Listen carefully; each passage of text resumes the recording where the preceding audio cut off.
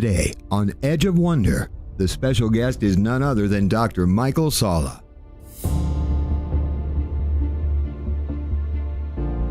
Ben and Rob finally get the chance to spend the day with Dr. Salla and tool around the Big Island, learning about its deep history, culture, people, and how it's become the U.S. state it is today.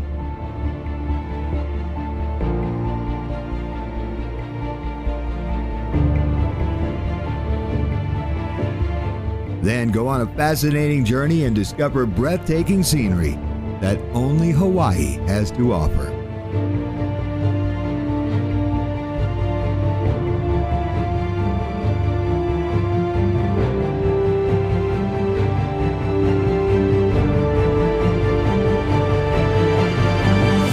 An Edge of Wonder exclusive, Dr. Michael Salla, starts now.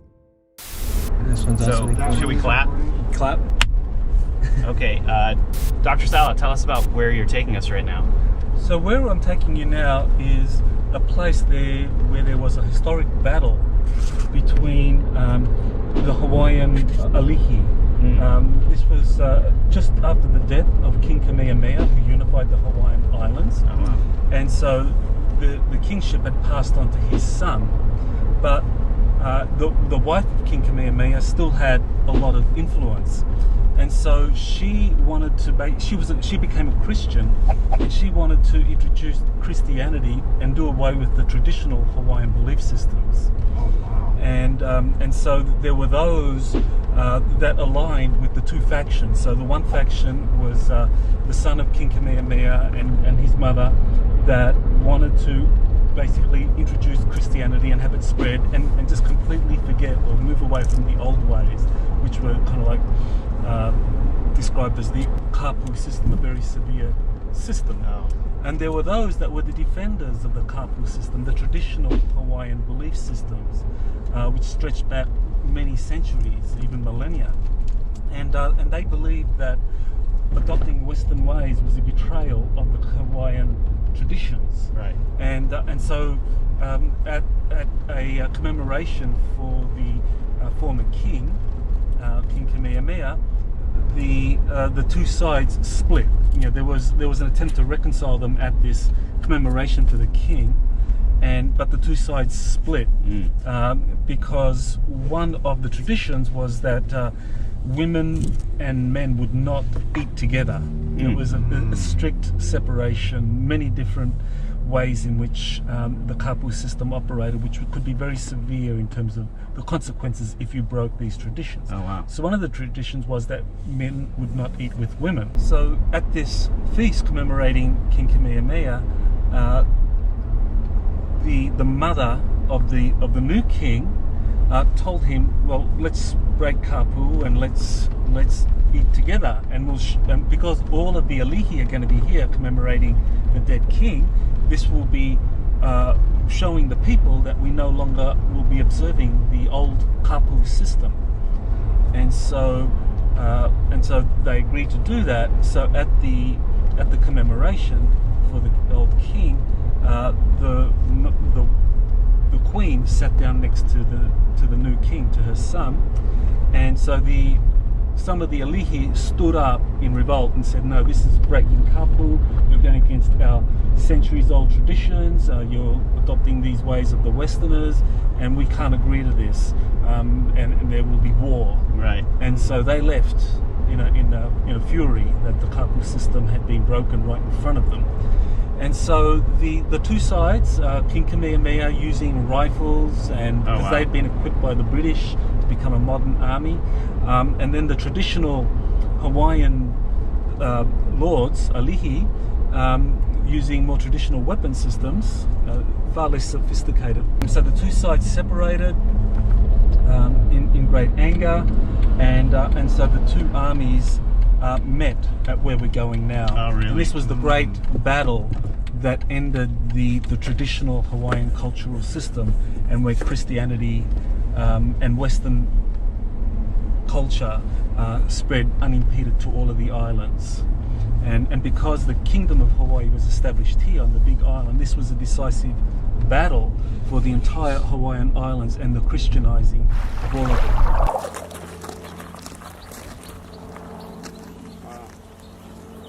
that must be. Yeah, you want to read it first?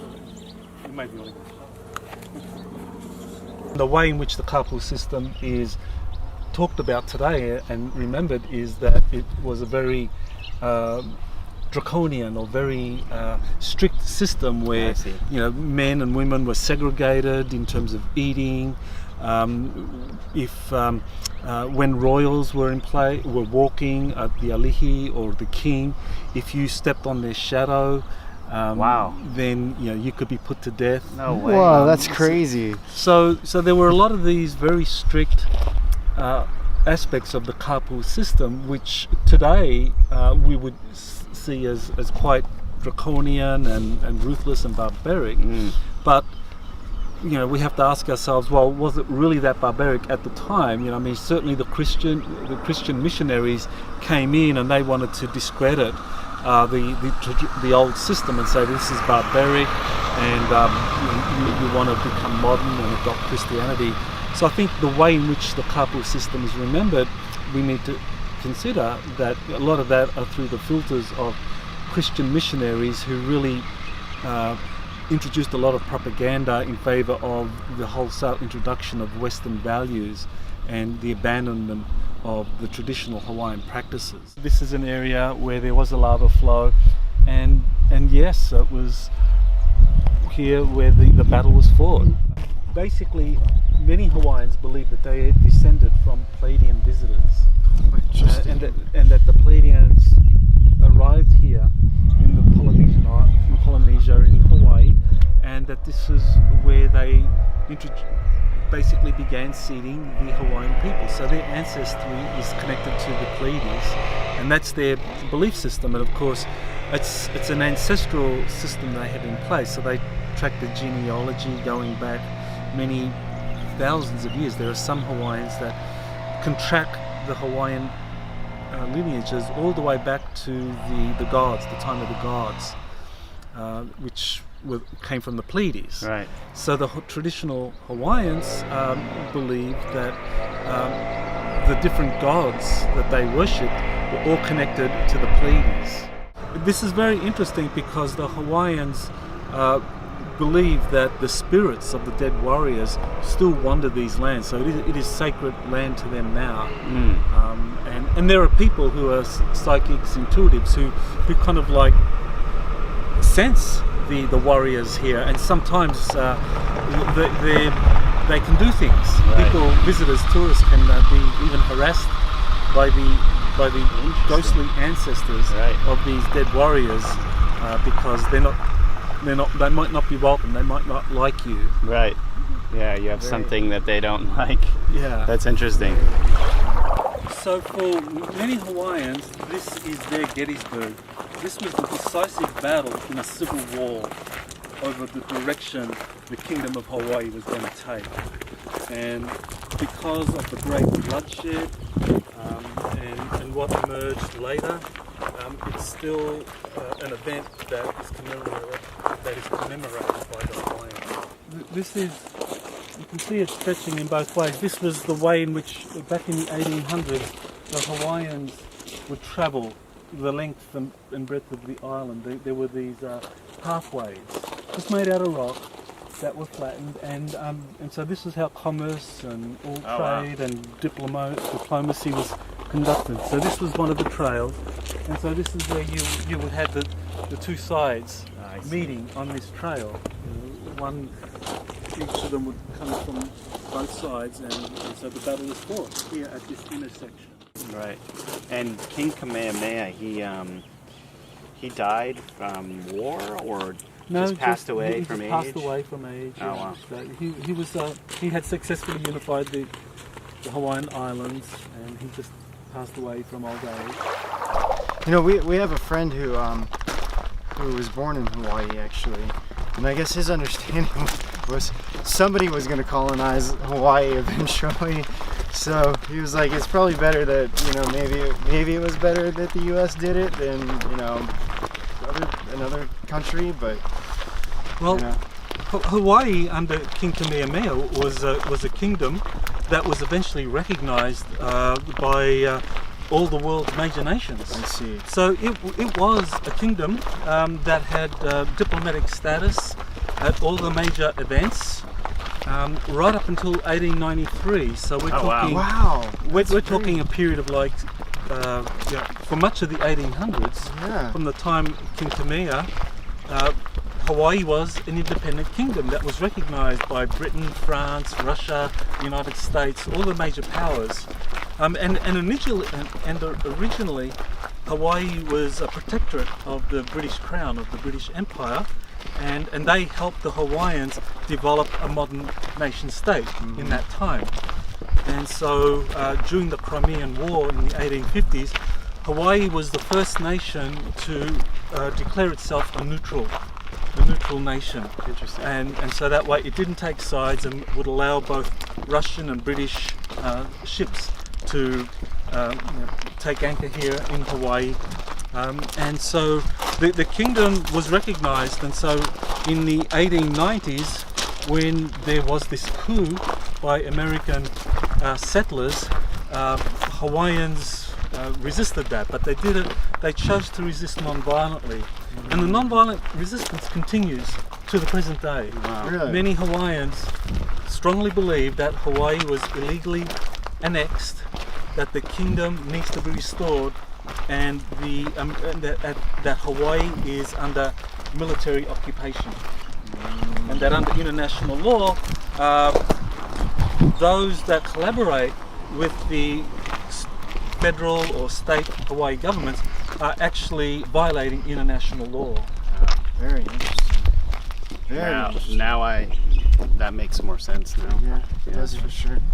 So there definitely is a lot of history here, and this place is a critical point of departure for understanding the very different perspectives that Hawaiians have in terms of their relationship with Western civilization. Very Wow. nice. Yeah, thanks so much for bringing us here. Yeah, this is awesome. We are looking forward to our next adventure Yeah. for sure with Michael Salla. So just get in the car and All right, see let's where do we it. go next, I Okay, guess. perfect. Great.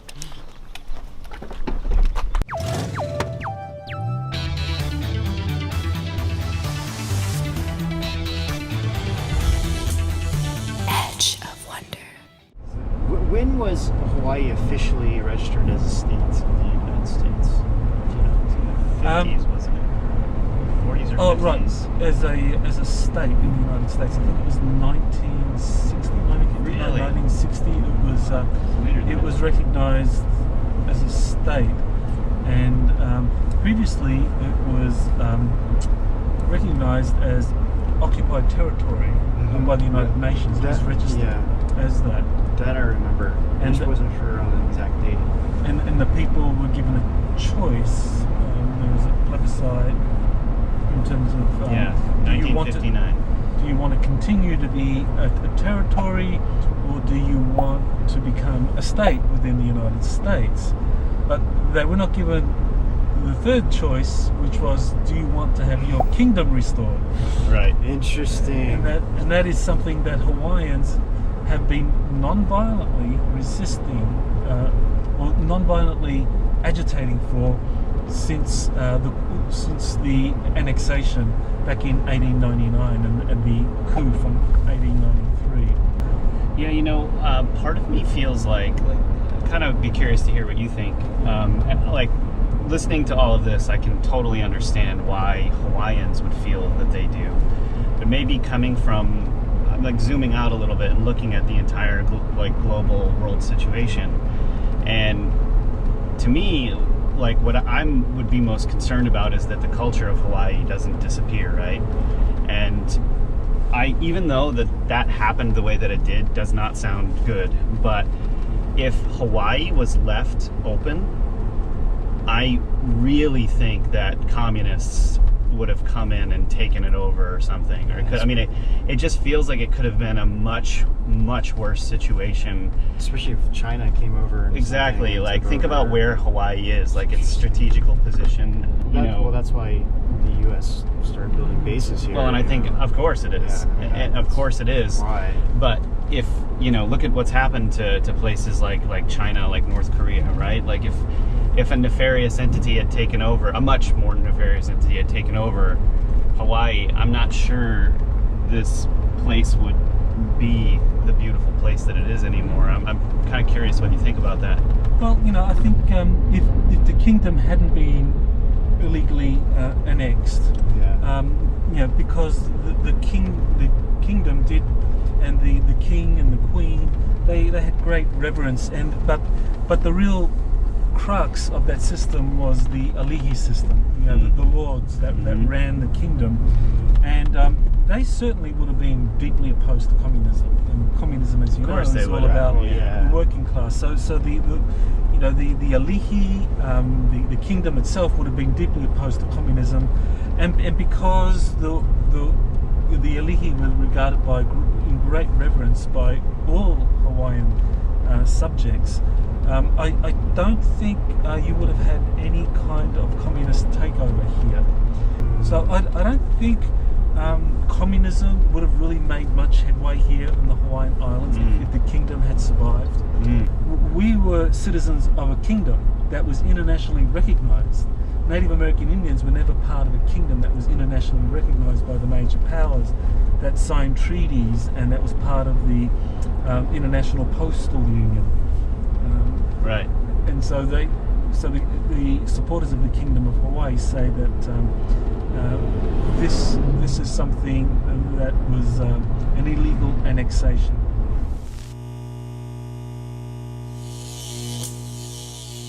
Okay, so we're on the slopes of Mauna Loa, which is the world's biggest shield volcano.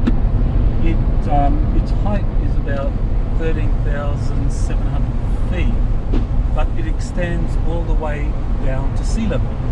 So if you measure it from sea level right up to its summit, it's the world's biggest mountain, bigger than Everest. And it's a shield volcano, which means that when the lava erupts, it just kind of flows out gradually and forms these kind of like rivers of lava flowing down a side. You don't have an explosion, as you have in places like Krakatoa or Popocatépetl in Mexico City. The people, the Hawaiians who live on the slopes of Mauna Loa, have gone through centuries of recognizing Mauna Loa as an embodiment of Pele, who's the goddess. And I was hoping you would kind of tell a little bit more about Pele. Right, so she's amongst the Hawaiian pantheon. She is one of the most loved of the gods. She is very much involved with creativity, with creation, a very fiery energy, obviously, a very jealous god, as is depicted in Hawaiian folklore. And the Hawaiians are kind of very cognizant of the fact that when Pele erupts, often the lava flow runs over villages, destroying the kind of farms, the agriculture of the Hawaiians and of that village. But the Hawaiians recognize that this is part of the renewal process.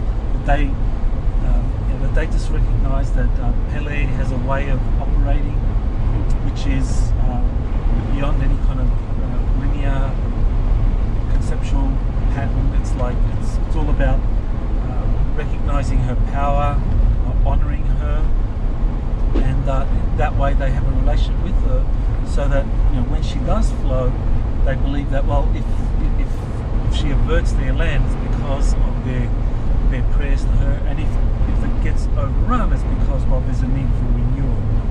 So that the Hawaiians understand that.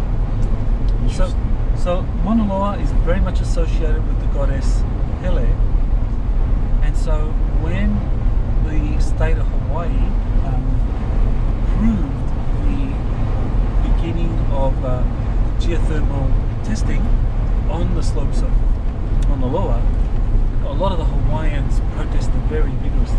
This is it here, right here. This is it. Wow. definitely taking photos here. Oh, look at the waves hitting the side over there too. Yeah. That is nuts. Okay, should we stop these things? Yeah.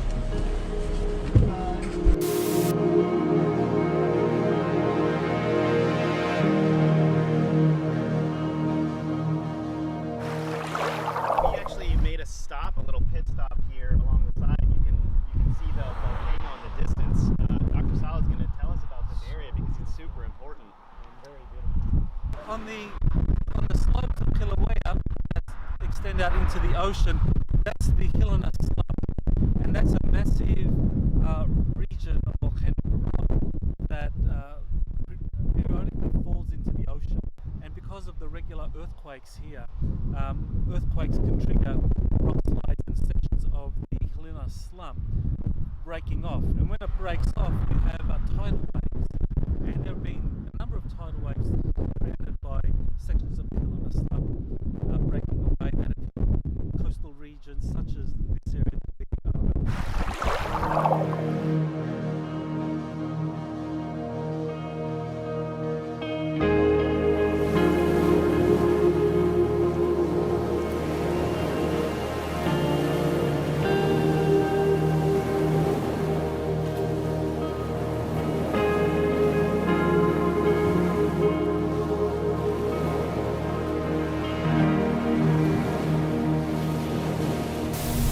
Okay, ready? Okay. Dr. Salla, I had a question for you. Ben was just talking about the earthquake that we were in the other day. It was a 5.2 earthquake.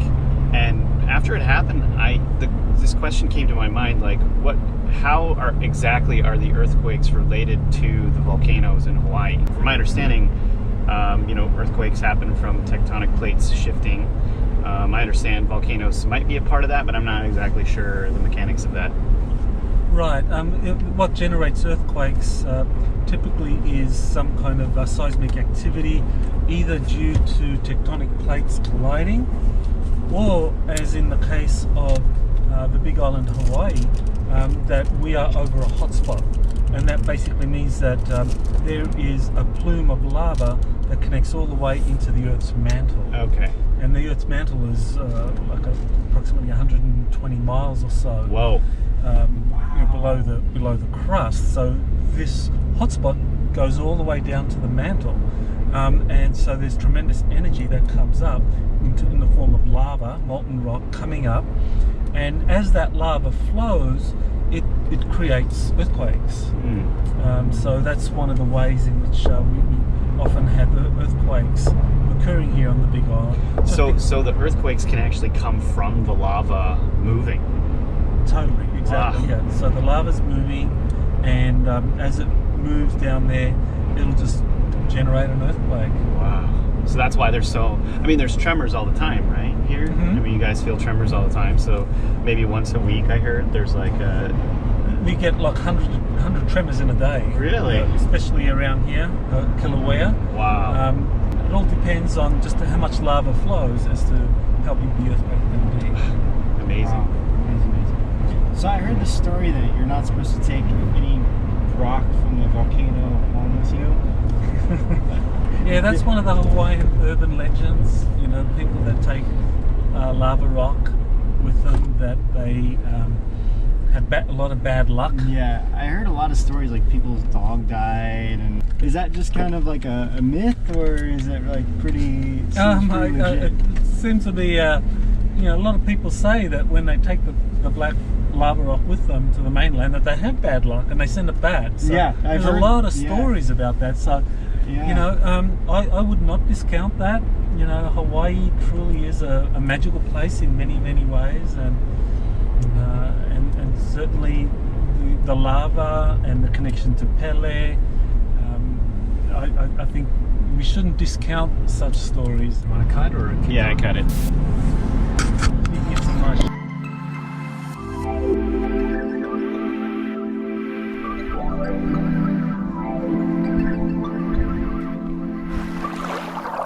Okay, hey, here we are. What's the name of this area, Dr. Salla? We are now at the summit of the Kilauea volcano, which is about 4,000 feet. And what we can see, we're overlooking the main crater, which is called Halemaumau crater.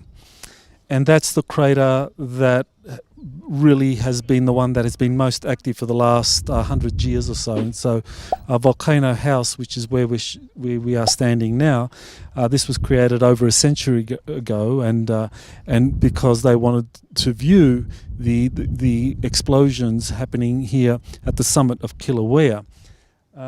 What happened recently was that the Halemaumau crater, what you can see there, like this depression in the ground, that was only at the 10th of the size of what it is now. And what happened was that when the lava started to flow into the lower Puna area, the East Rift Zone, the lava that had accumulated here at Kilauea Volcano drained out. And because we're at a 4,000 foot elevation, it drained out with a lot of force, because that potential energy being at 4,000 feet translates into kinetic energy as it's flowing down. And so all of that flowed down into the lower East Rift Zone, creating over 20 fissures down there in Leilani Estates.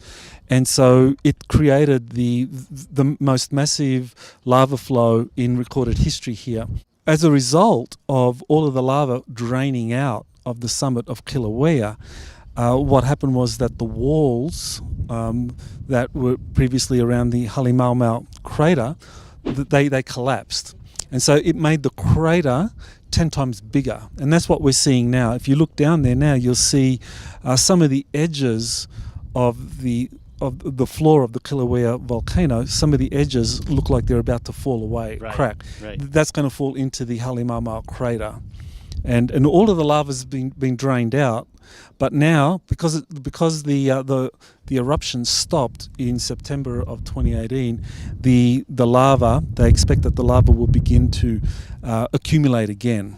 Right. One thing I noticed when we came in here is there's the whole area is cracked around that, so it looks like that's the rock that's starting to split, and then I don't know if you can see it on the camera, but you can actually see the smoke coming from the crater. Actually, that's really interesting. I didn't think we could actually see the smoke, and that's from the lava itself, correct?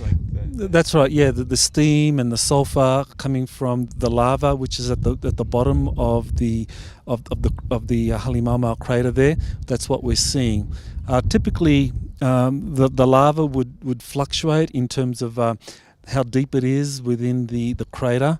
Often it would be 100 feet or maybe 50 feet below the floor of the crater where Halemaumau is, but because it all drained away, there wasn't anything left, and so that's what led to the walls collapsing. But now it's starting to come back. Interesting. Yeah, so just to give you guys kind of an idea of what it's like up here, it's a lot higher, so it's cooler at this elevation that we're at. And the smell, a lot of times when people think of sulfur, they think of this like a rotten egg smell, right? Correct, yeah. But this actually smells more like firewood or burning, like something burning. It's not the same kind of sulfur that you'd normally think of when people say that. Why is that exactly? Do you know?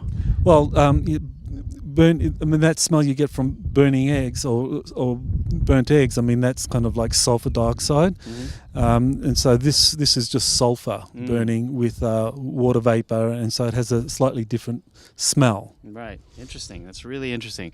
So, really put this into perspective. That hole, just to reemphasize this, was 1/10 the size that it currently is. If the wall of that, which looks like it can fall in any time, was to break more, it couldn't easily move this way. Am I right?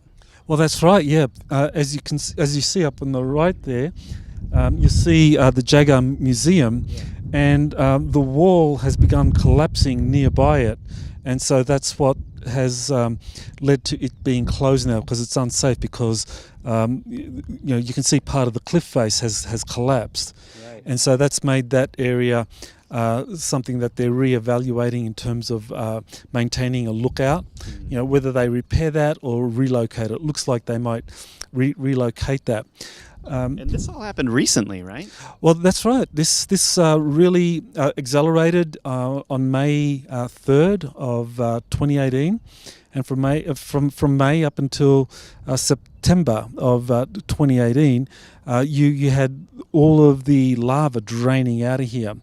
And the other thing to keep in mind is because all the lava was draining out, that led to a lot of earthquakes. There was a lot of earthquakes, and so that was going on throughout the kind of 6 months that the lava was flowing from the summit draining from the summit of Kilauea down into the lower Puna region, and all of these earthquakes that were being generated as the lava drained out, they were impacting throughout this entire region, and most importantly affecting the Helena slump. And the Helena slump is not that far from where we are now on the summit of Kilauea, and that's an area which is very unstable. And if a sufficiently large chunk of the Helena slump fell into the ocean, that's when you would have these tsunamis that would be like 1,000-foot high hitting the Hawaiian Islands, and 100-foot high that would hit the west coast at speeds of around 500 miles an hour. Yeah, so one more question I have for you is how does the drilling exactly, the geothermal drilling, how did that impact this area right here? The geothermal drilling, that was something that actually occurred in an area near here called Kavilaha, just to the east of where we're standing, about 10 miles away. And that initial geothermal testing that happened in 1983, what that did was that it initiated the first lava flows that became the Pu'u'o'o vent. And so where the Pu'u'o'o vent is, which is the vent that actually opened up and led to lava decimating the region of Kalapana in the lower Puna area, from 1983 right up until the early 2000s, there was lava flowing out of the Pu'u'o'o vent that just covered that entire region. We're talking thousands of homes were affected. Jeez. And all of that began in 1983 when there was the initial test drilling for establishing a geothermal plant here up in the vicinity of where the Pu'u'o'o vent is right now. And that used to be a state park, a very pristine area, but now that's been covered over. And I believe the name was, the area was Kavalahe. Okay, awesome. Cool. Yeah. Yeah, well, I think we're going to move on to the next location, right? Or keep going down. And get some coffee first. Yeah. So thanks, you guys. We'll be back.